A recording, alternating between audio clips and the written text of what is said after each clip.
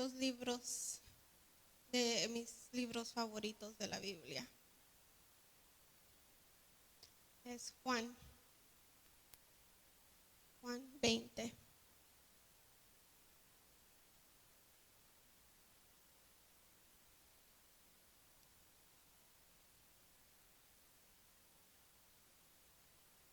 Juan 21, perdón. Juan 20, 21 al 22. Y cuando lo tengan me pueden confirmar con un amén.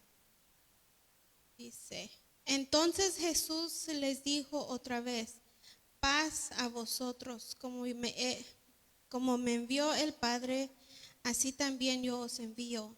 Y habiendo dicho esto, sopló y les dijo, recibid el Espíritu Santo. Amén. Pueden tomar sus asientos.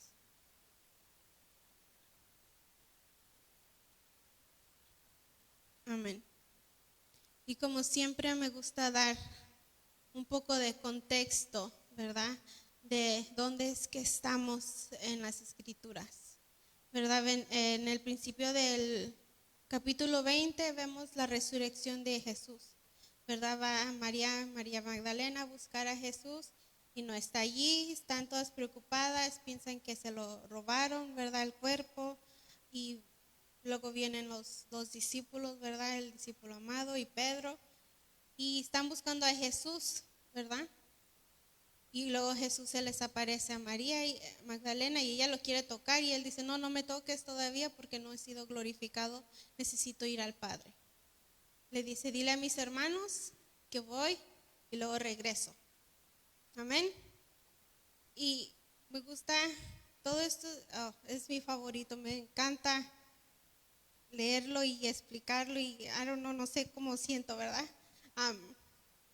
Y dice, voy y regreso, ¿verdad? Y luego estando todos reunidos, dice, y con la puerta cerrada, viene Jesús y se les aparece en medio. Y les empieza a hablar, ¿verdad?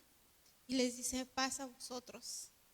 Y es cuando esto que acabamos de leer pasa, ¿verdad? Dice, habiendo dicho estas cosas, sopló en ellos y les dijo, reciban el Espíritu Santo. Y hay una de las cosas que siempre me ha intrigado, que porque dice aquí en Juan que estando con ellos sopló y les dijo, reciban el Espíritu Santo, y luego en Hechos, en el capítulo 2, sale y otra vez se derrama el Espíritu Santo. Y nunca podía hacer esa conexión, digo, qué extraño, ¿verdad? Que venga y se aparezca en medio del cuarto de la casa y que nada más les... ¿Verdad? ¿Verdad? Bueno, al menos yo me quedaría ¿cuál fue la necesidad? ¿Me entienden?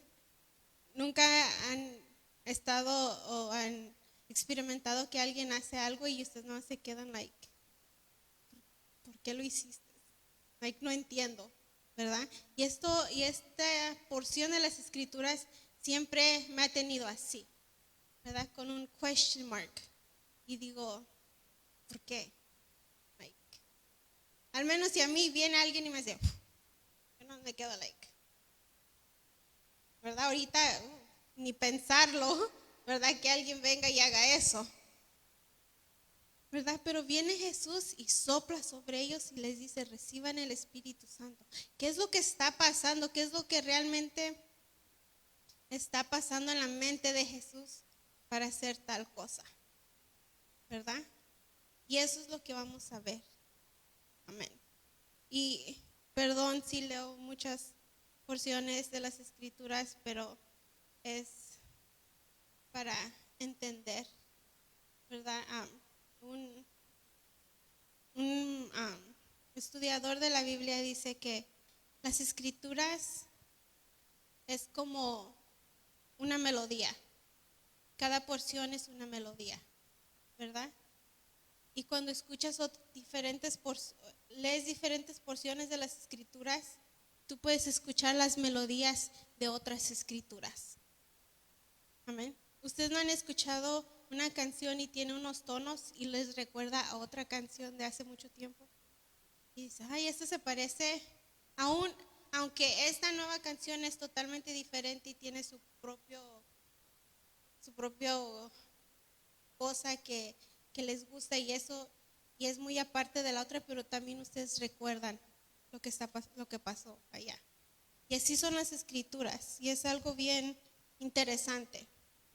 Y dice este maestro, dice, y tienes que afinar tus oídos a las escrituras para oír las melodías de las otras escrituras en las nuevas escrituras que tú estás leyendo. Dice, sopla sobre ellos y les dijo, recibid el Espíritu Santo. ¿Pero qué es el Espíritu Santo? Literalmente, ¿qué es? ¿Verdad? Un espíritu, ¿qué es espíritu? ¿Verdad?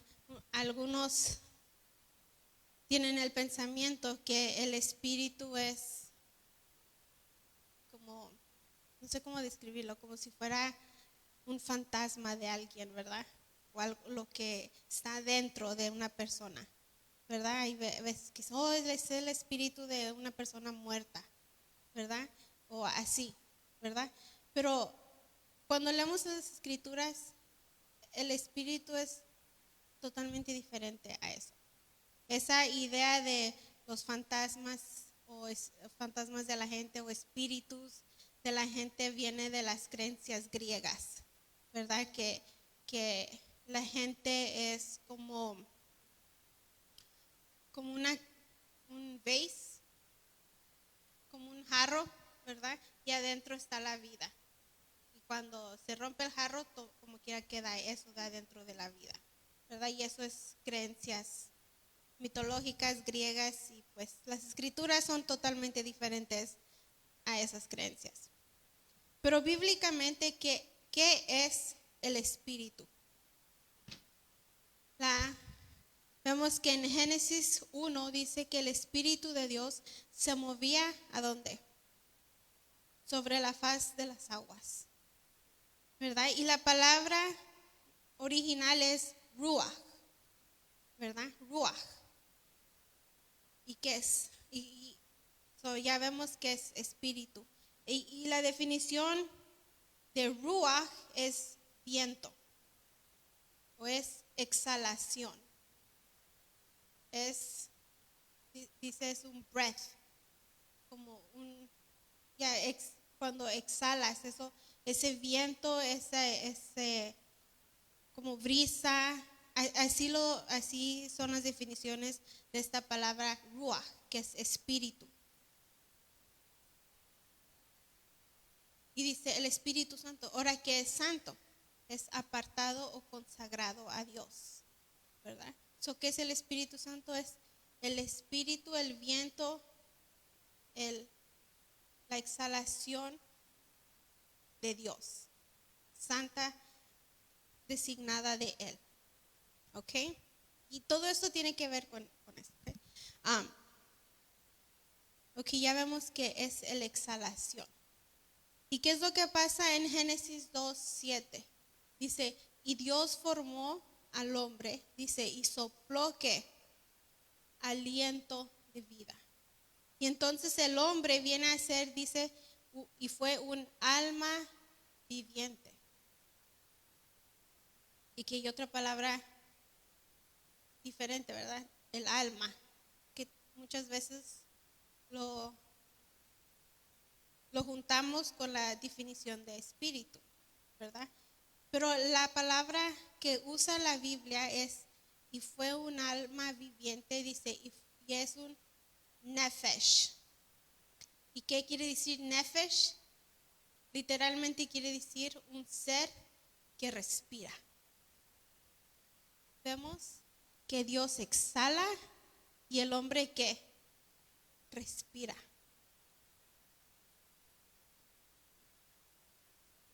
Sí, ¿me están entendiendo todo lo que estoy tratando de decir? Ok, dice. ¿Y qué es lo que dice?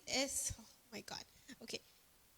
Juan en el principio, en el primer capítulo, ¿qué es lo que dice? Dice, y en el principio era el ¿qué? era el verbo. En inglés dice it was the word, era la palabra. Y que literalmente, ¿qué son las palabras? Son exhalación de ¿qué? De aire, ¿verdad? Dice, en el principio fue el verbo y el verbo era con Dios y el verbo era Dios. Y si vemos que en el principio Dios está compartiendo, ¿verdad? Ese espíritu de vida, ese aliento de vida con el ser humano.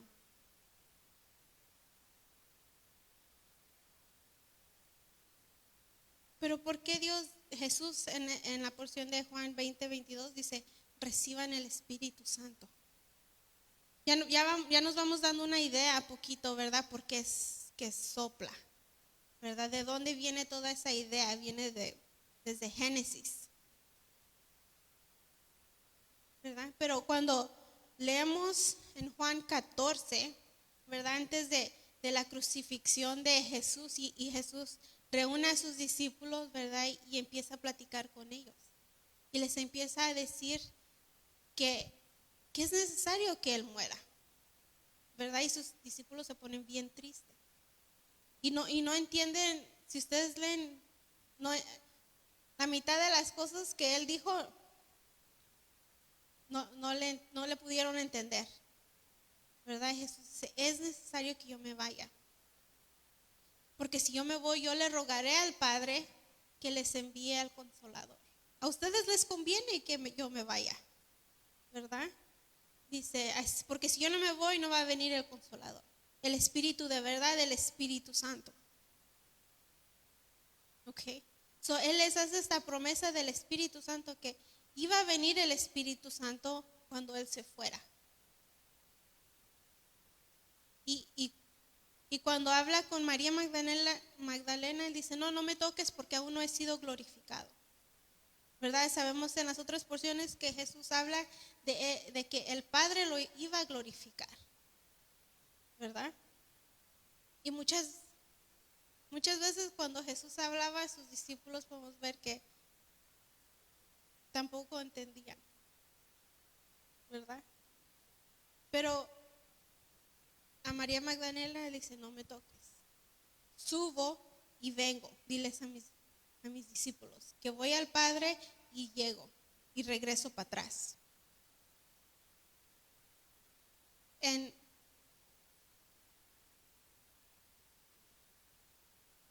Hechos 2, en el primer sermón de Pedro, él dice algo bien interesante.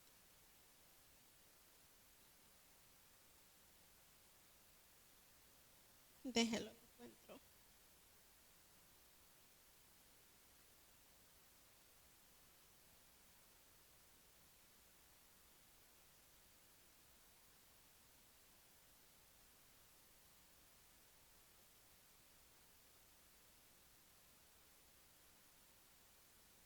Dice 2:32. A este Jesús resucitó Dios, de lo cual todos nosotros somos testigos. Así que exaltado por la diestra de Dios y habiendo que recibido del Padre la promesa del Espíritu Santo, ha derramado esto que vosotros veis y oís. Porque es que tenía que subir Dios y luego bajar para recibir la promesa que Él les había dado a sus discípulos, la promesa del Espíritu Santo. Le dice a María, voy y vuelvo. ¿Y a qué fue y volvió? Pedro dice, para recibir la promesa del Espíritu Santo. Entonces por eso se para Jesús en medio de este cuarto y sopla sobre ellos y les dice, reciban el Espíritu Santo.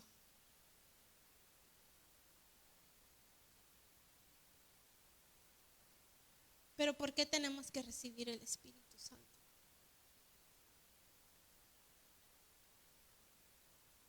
¿De qué nos sirve el Espíritu Santo?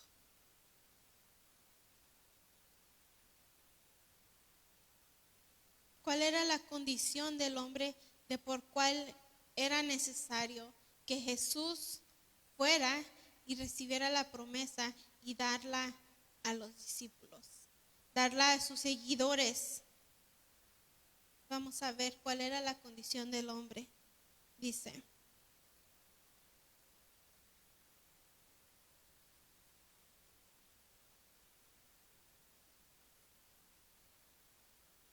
en Génesis 2:17, ¿qué es lo que pasa con el primer hombre? Dios le dice: de todo árbol puedes comer, menos de este, de la ciencia del bien y del mal, porque el día que comas, de cierto morirás. Y sabemos todos, hasta los que no conocen de Dios, saben esa historia, ¿verdad? Y muchas veces cuando se habla de Adán, hablamos como con un poquito de bitterness. ¿Cómo se dice bitterness? Como de resentimiento hacia él, ¿verdad? ¿Por qué? Nos pasó a destruir la vida a todos, ¿verdad?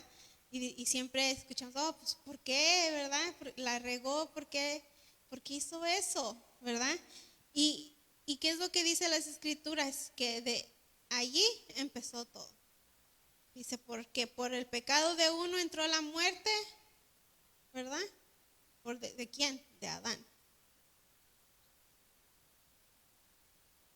En Romanos 5:12 dice: por tanto, como el pecado entró en el mundo por un hombre, y por el pecado la muerte, así la muerte pasó a todos los hombres, por cuanto todos pecaron.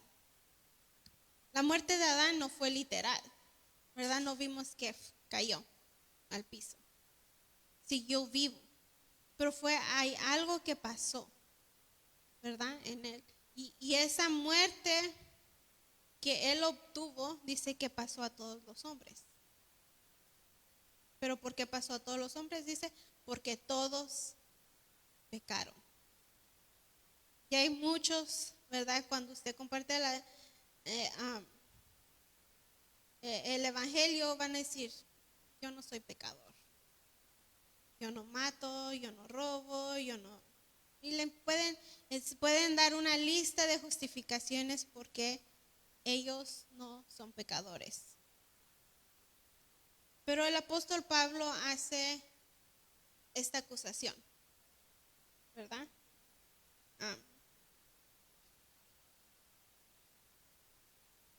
Dice: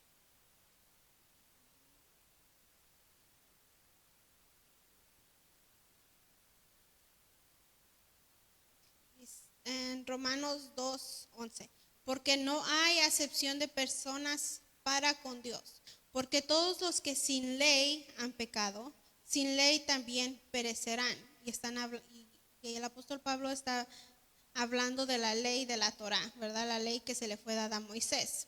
Dice: porque todos los que sin ley han pecado, sin ley también perecerán. Y todos los que bajo la ley han pecado, por la ley serán juzgados. Así que la condenación no solamente es para los que no tenían ley, o sea, los que no son judíos, pero también había condenación para los que sí eran judíos. Porque no son los oidores de la ley los justos ante Dios, sino los hacedores de la ley serán justificados. Porque cuando los gentiles, dice, que no tienen ley, hacen por naturaleza lo que es de la ley, estos, aunque no tengan ley, son ley para sí mismos, mostrando la obra de la ley escrita en sus corazones, dando testimonio su conciencia y acusándoles o defendiéndoles sus razonamientos. ¿Qué es lo que está queriendo decir? Que, ¿quién se acuerda, para explicarlo, quién se acuerda cuando no conocía de Dios? ¿Nunca hicieron algo y se sintieron guilty?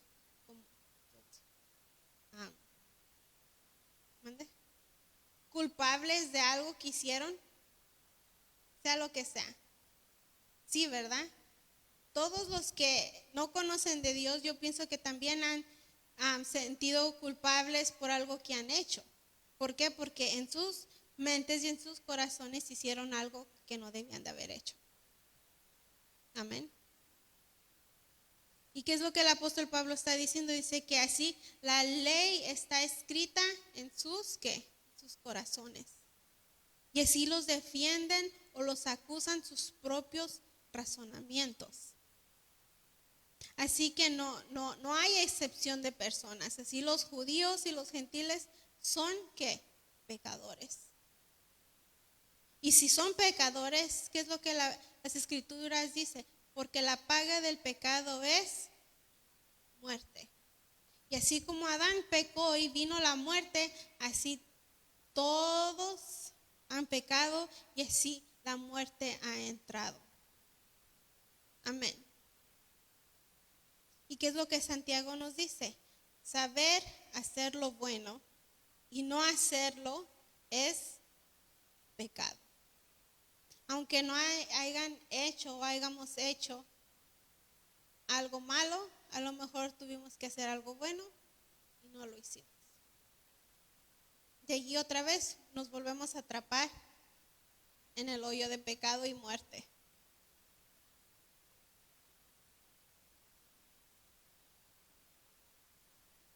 Ante Dios todos, no hay nadie que se salve, ¿verdad? Todos son considerados muertos. Aunque parezcamos que estamos vivos ante Dios, ¿qué dice? Estamos muertos.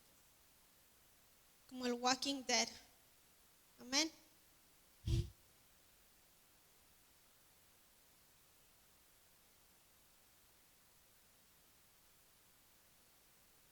Dice, porque el pecado de Adán entró, por el pecado de Adán entró la muerte, y esa muerte pasó para todos. Todos los pecadores son considerados muertos ante Dios.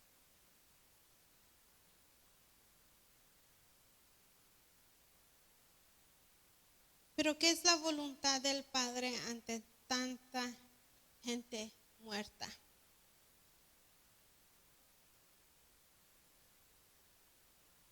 Dice Juan 6:39, dice, y esta es la voluntad del Padre, el que me envió, que todo lo que Él me diera, no pierda yo nada, sino que lo resucite al postrer día. ¿Y qué es el verso más reconocido de la Biblia? Juan 3:16 dice, porque de tal manera amó Dios al mundo que ha dado a su Hijo unigénito, para que todo aquel que en Él cree, ¿qué dice? No se pierda, mas tenga vida eterna. Y esta era la voluntad de Dios, por eso era necesario que Jesús muriera. Efesios 2:1-3 dice, y en Él dio vida a vosotros cuando estabais muertos en nuestros delitos y pecados en los cuales anduvisteis en otro tiempo, siguiendo la corriente de este mundo conforme al príncipe de la potestad del aire, que ahora operan en los hijos de desobediencia, entre los cuales también todos nosotros vivimos en otro tiempo, en los deseos de nuestra carne, haciendo la voluntad de la carne y de los pensamientos, y éramos por naturaleza hijos de ira, a lo mismo que los demás. Y esa era la condición del hombre. Pero ¿cuál era la voluntad del Padre? Traer vida a los muertos, a resucitar a los muertos. Segunda de Pedro 3:9 dice, el Señor no retarda su promesa, según algunos la tienen por tardanza, sino que es paciente para con nosotros, no queriendo que ninguno perezca, sino que todos procedan al arrepentimiento. Qué grande es Dios, qué grande es el amor que Dios ha tenido para su creación, que aún así, arruinando todo, arruinando la condición de nuestra vida, de nuestra relación con Dios, aún así, la voluntad del Padre es que todos se arrepientan que no se pierdan. Y así como en la nueva creación del Génesis, Dios sopla aliento de vida a Adán, ¿verdad? Él exhala vida y Adán la recibió. La nueva creación de Jesús fue aquí, en Juan 20:22. Y habiendo dicho esto, sopló sobre ellos y les dijo: reciban el Espíritu Santo. Segunda de Corintios 5:17 dice: de modo que si alguno está en Cristo, nueva criatura es. Las cosas viejas pasaron y he aquí todas son hechas nuevas. Lenguaje de la nueva creación. Y eso es lo que Jesús hizo en este capítulo 20:22. La nueva creación de Jesús. Y si somos nueva creación, ya no vivimos como una vieja creación, como la creación que murió con Adán, como la creación que está muerta en pecado.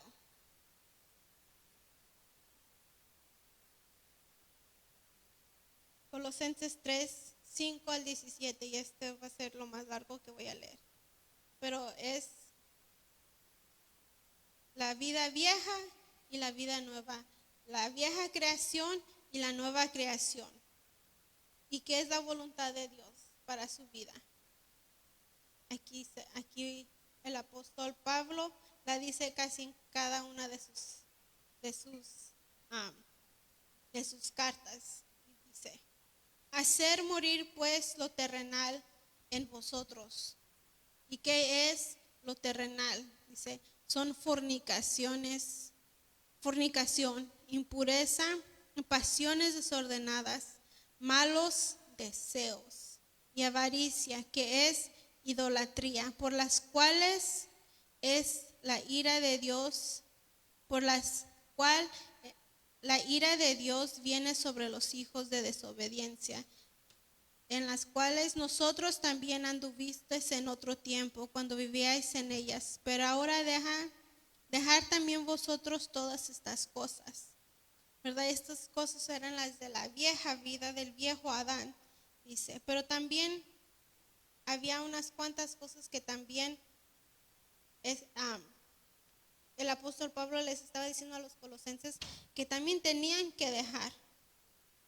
Dice: también dejar estas cosas: la ira, el enojo, la malicia, la blasfemia, las palabras deshonestas de nuestras bocas. No mintáis los unos a los otros, habiendo despojado del viejo hombre, dice, con sus hechos, y revestidos del nuevo. ¿Y cuál es el nuevo hombre? El cual conforme a la imagen del que lo creó. ¿Qué tipo de lenguaje es este? Lenguaje del Génesis, cuando Dios crea al hombre a su imagen y a su semejanza, dice.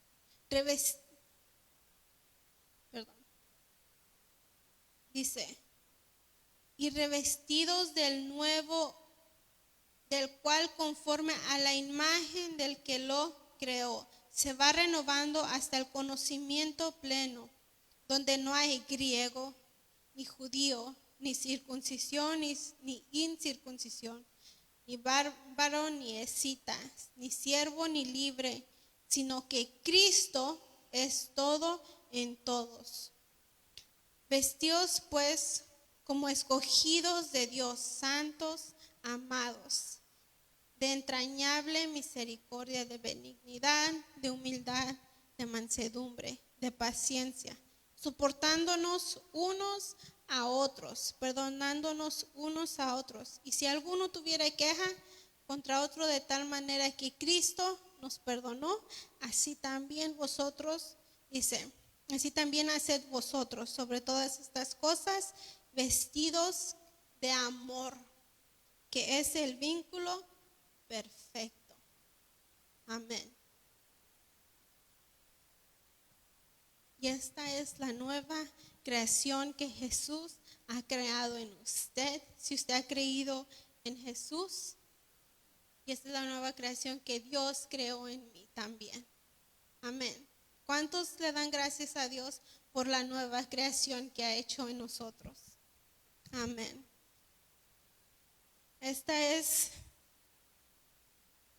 Esto fue lo que Dios me ha dado, hermanos, para compartir con ustedes. Y espero que se hayan gozado, que les haya gustado tanto como a mí, hermanos. Vamos a ponernos de pie unos momentos y orar un momento y darle gracias a Dios, ¿verdad? Porque nos ha dado la oportunidad de una nueva vida.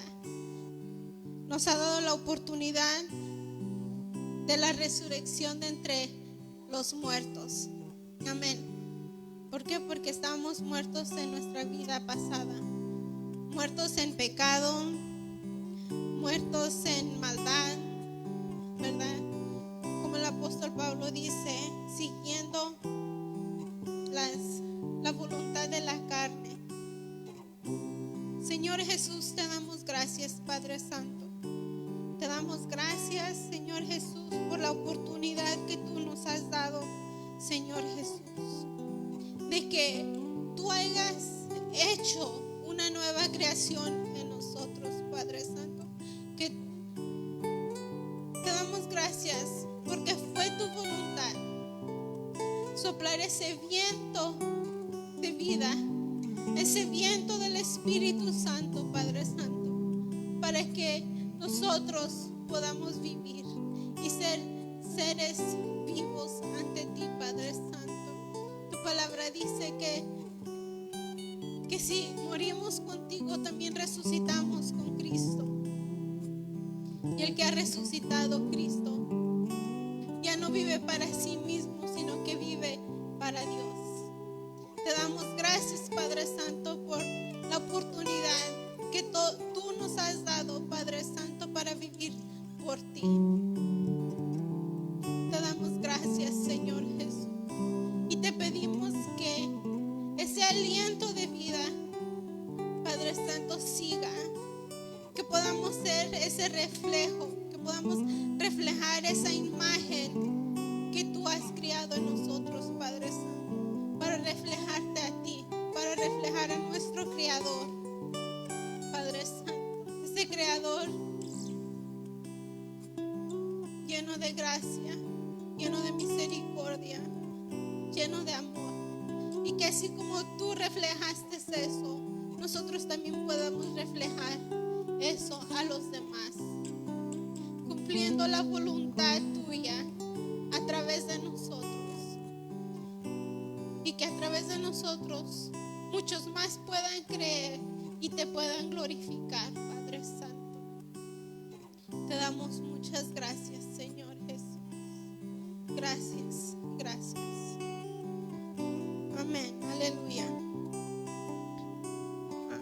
Esto es todo, hermanos. Dios les bendiga, y quisiera pedirle a la hermana que va a despedir.